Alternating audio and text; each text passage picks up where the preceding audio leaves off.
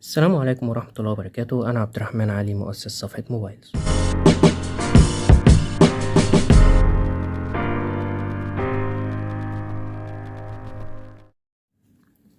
في الفيديو ده حابب إن أنا أعلمكم إزاي تتعاملوا مع برنامج دايناميك سبوت، وهو البديل للدايناميك ايلاند اللي موجودة في الايفون 14 برو وال 14 برو ماكس.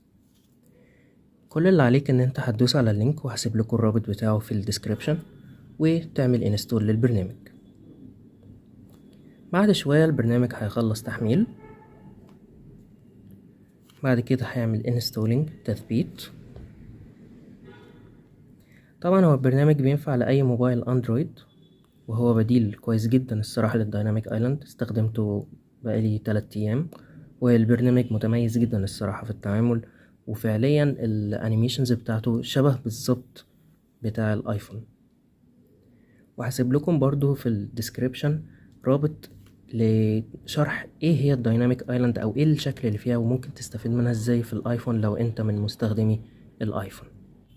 بعد ما البرنامج ما تثبت خلاص، هنعمل اوبن او نفتحه.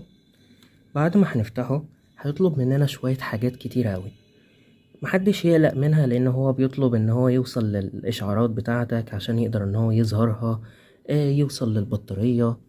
فهندوس على next. بعد كده بقى هنشوف الحاجات اللي هو طيبة دي. اول حاجة select apps، انت هتستخدم ايه، عايز انه apps.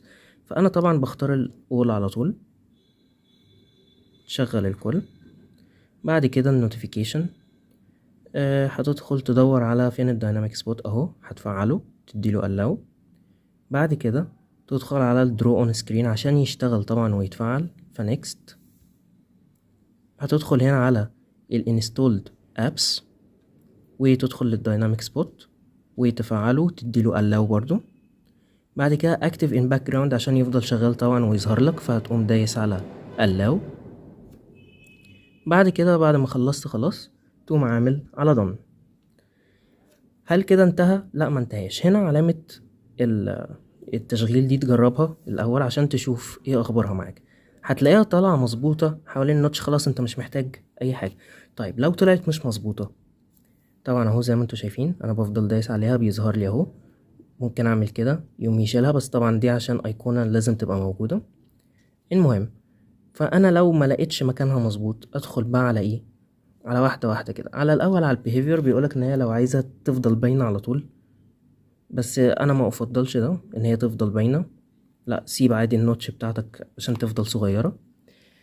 في حاجات هنا اوبشنز كتيرة، بس طبعا دي كلها بتبقى بفلوس. الاشتراك بتاعه ب77 جنيه، تشتري مرة واحدة. ممكن ان هي تختفي امتى؟ انا بفضل ان هي تختفي بعد 5 ثواني، لان انت لو سبتها على 10 ثواني هتلاقي الموضوع ممل بشكل جنوني. بعد كده خلاص برضو دي نفس النظام. زي ما انتوا شفتوا كده النوتيفيكيشن اللي ظهرت دي. بعد كده هرجع هدخل على الابيرنس. لو انت عايز تعمل لها بوردر، ما انصحكمش بده.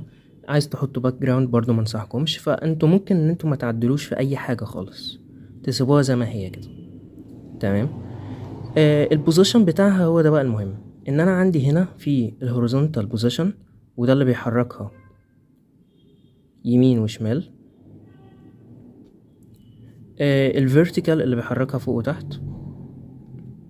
السايز بتاعها لو انت عايز تكبرها في يمين وشمال يعني، او عايز تكبرها فوق وتحت. لو انت عايز ترجع تقوم دايس على ريست، يرجعها لك زي ما كانت تاني. طبعا يفضل ان انت ما تعدلش غير لو هي مش مظبوطه. الايدج ممكن ان انت تزود مثلا، يبقى راوندد قد ايه، اللي هو الكيرف بتاعه يبقى حوالينها قد ايه. بس يفضل برضو ان انت تخليه على 40، هو منطقي جدا وكويس. كده احنا فعلنا البرنامج. طيب هنا في النوتيفيكيشنز ممكن ان انت بقى تجرب ان انت مثلا عايزه لما تعمل تشارجنج للفون ان هو يشتغل. لو باتري لو او فول تشارجد، فدي للاسف مش هتظهر غير لما تشترك في البرنامج. الابس طبعا زي ما قلنا ان احنا اخترناهم اصلا اول في الاول. لو السكرين مطفية، يعني ما تخليهاش شغالة، ده برضو حاجة ترجع لك. وبكده تكون البرنامج بتاعك خلاص اشتغل وجاهز ان انت تجربه. طيب احنا هنجرب على ايه؟ هنجرب على الشاحن.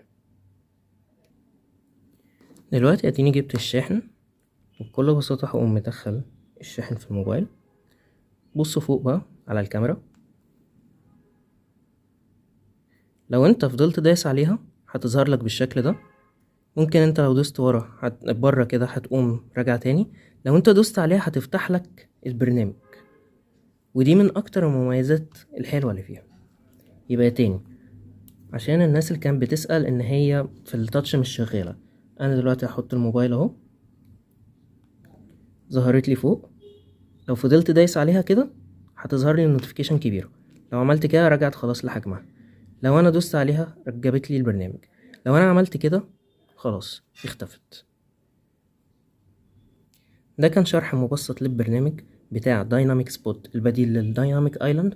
ولو عندكم اي سؤال تقدروا تسألوني في اي وقت، واشوفكم في فيديو جديد ان شاء الله. مع السلامة.